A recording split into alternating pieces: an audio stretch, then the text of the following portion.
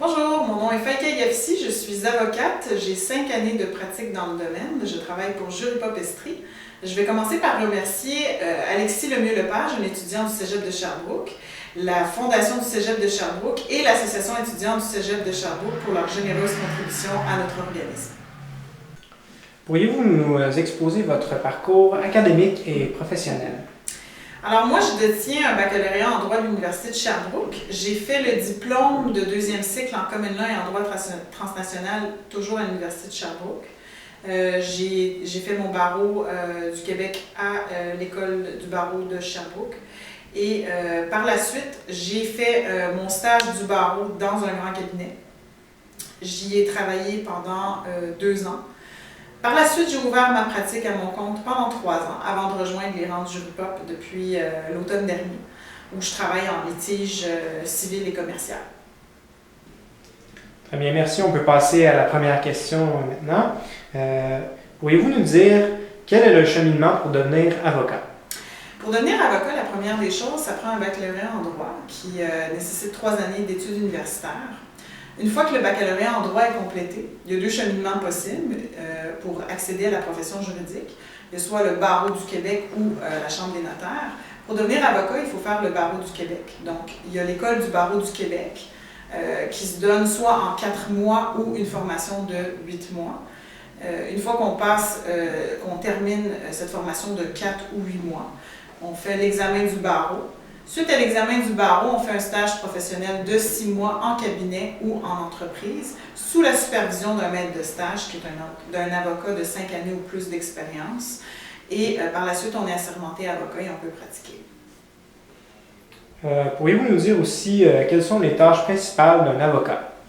C'est sûr que ça dépend de la pratique de l'avocat en question. Il y a des avocats qui travaillent en entreprise et qui vont avoir pour seul client l'entreprise pour laquelle ils travaillent. Donc, ça peut être, quand on travaille en entreprise, on peut soit négocier des contrats, rédiger des contrats, gérer des problèmes à l'interne, ou alors être dans un département de litige d'une entreprise. Ou alors, on peut travailler pour un bureau d'avocat, que ce soit un grand bureau ou un petit bureau, et il y aura plusieurs domaines de pratique qui seront possibles. Il y a autant de pratiques en matière familiale, donc tout ce qui est divorce, pension alimentaire, garde des enfants. Il y a le droit criminel, donc tout ce qui est poursuite pénale, qu'on connaît bien, là, que ce soit des infractions criminelles ou des infractions en matière plus pénale.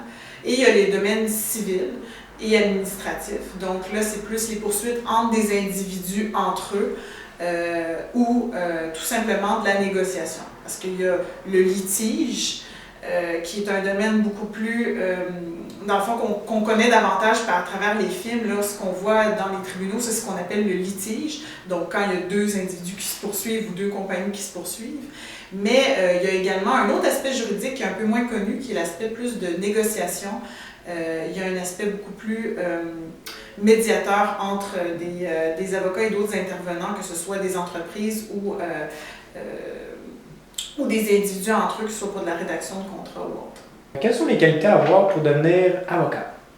Moi, je pense que ça prend définitivement de l'entre-gens. Définitivement, que ce qu'on fasse du litige ou non. Donc, quand je disais tout à l'heure, le litige, c'est lorsqu'on se présente devant les tribunaux. C'est pas nécessaire d'avoir des grandes capacités oratoires pour être avocat, parce qu'il y a des avocats qui exercent leur pratique, je dirais, un peu dans l'ombre. Donc, que ce soit de la rédaction de contrats, des recherches juridiques. Ça ne nécessite pas nécessairement de faire des présentations en public. Cependant, ça nécessite de devoir soit traiter avec des clients ou avec ses collègues avocats. Donc, de l'entre-gens, je pense que c'est la première qualité d'un avocat. La deuxième qualité, je crois que c'est la rigueur juridique. À titre d'avocat, il y a une grande responsabilité professionnelle qui nous incombe. Donc, on a non seulement des comptes à rendre auprès de nos clients, mais également à l'égard du public en général et donc de notre ordre professionnel.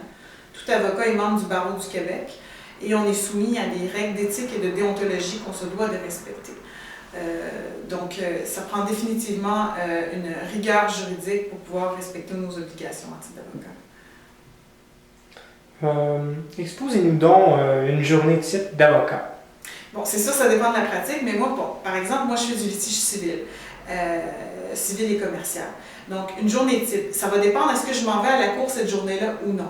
Moi, bien que je fais du litige et que je fais des représentations devant les tribunaux, c'est pas tous les jours que je vais devant les tribunaux. C'est un peu le préjugé qu'on a, qu'on est tout le temps à la cour, c'est pas vrai. Je vous dirais que la majorité de mes journées, c'est au bureau.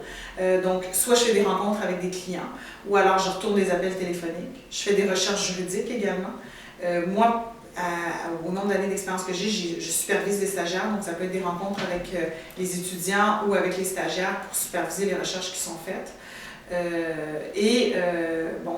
Sinon, quand je vais à la cour, là, il y a la préparation de mes dossiers de cour.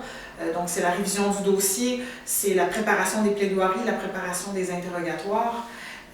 Les journées où je vais à la cour, c'est d'y aller. Des fois, il y a des délais. On n'est pas toujours... si on passe une journée à la cour, on n'est pas nécessairement une journée à plaider devant le juge. Il y a de l'administration de la justice qui est fait, donc on peut passer là, une journée à la cour, mais plaider réellement 1 ou 2 heures devant le juge. Quelle est la proportion d'hommes et de femmes qui exercent le métier d'avocat? Je pourrais pas dire, mais je pourrais dire qu'à la faculté de droit, il y avait quand même une faible majorité de femmes dans la profession juridique. C'était un métier qui était plutôt traditionnellement reconnu comme étant une profession masculine. C'est de moins en moins vrai. En grand cabinet, on va de plus en plus voir des associés femmes. Donc, ce n'est plus une profession qui est réservée à la gente masculine, loin de là. À quelle qualité de vie peut-on aspirer en devenant avocat et le travail déborde-t-il souvent sur les fins de semaine? Bon, ça dépend de la pratique qu'on choisit. Si on travaille en grand cabinet versus si on travaille en petit cabinet, ou est-ce qu'on travaille pour une entreprise, ou est-ce qu'on travaille pour un organisme à but non lucratif, ça va dépendre des exigences de l'employeur, comme tout emploi. En grand cabinet, on a généralement cette tendance à croire qu'il y a plus d'heures de travail à mettre. On a un objectif d'heures facturables à respecter par année. Donc, quand on travaille en cabinet, en général, l'employeur, c'est pas dans tous les cabinets, mais ils peuvent fixer, par exemple, on va dire 1700 heures facturables minimum par année. C'est quoi les heures facturables? C'est non pas les heures qu'on passe au bureau à travailler, mais les heures qu'on peut effectivement charger aux clients. Il faut comprendre que quand on travaille au bureau, ce n'est pas toutes les heures qu'on travaille qui peuvent être chargées aux clients. Donc, si on a un objectif d'heures facturables de 1500 heures par année, dans les faits, on aurait pu en travailler facilement 3000 pour arriver à 1500 heures facturables. Il y a des fois des seuils minimums d'heures facturables à respecter. Ces heures facturables-là peuvent être plus grandes en grand cabinet, mais ce n'est pas nécessairement le cas. Et en entreprise, on reconnaît généralement que la pratique en entreprise ou au gouvernement va peut-être être plus souple au niveau des horaires et plus facile la conciliation travail-famille sera plus facile à gérer. Et justement, pour vous ou pour d'autres membres du barreau, est-ce que la conjugaison travail-famille est possible? Oui, la conjugaison travail-famille est possible. C'est sûr que, dépendamment de la pratique qu'on a choisie, il y aura plus de facilité ou moins de facilité. Ça dépend encore une fois du nombre d'heures facturables qu'on est obligé d'atteindre ou des exigences de l'employeur. J'ai vu des personnes qui travaillent en grand cabinet, qui ont des très bons postes et qui sont parfaitement capables d'élever leur famille. Et d'autres personnes qui travaillent au gouvernement, qu'on pense qui travaillent moins de grandes heures et qui ont des horaires de travail très chargés. Ça dépend également si on occupe un poste de junior ou est-ce qu'on est directeur d'un contentieux. Les horaires de travail vont nécessairement varier en fonction du poste qu'on occupe, puis aussi du style de pratique qu'on exerce. Donc, la conciliation du travail-famille est possible, mais ça dépend encore une fois du poste qu'on occupe et du domaine de droit dans lequel on exerce.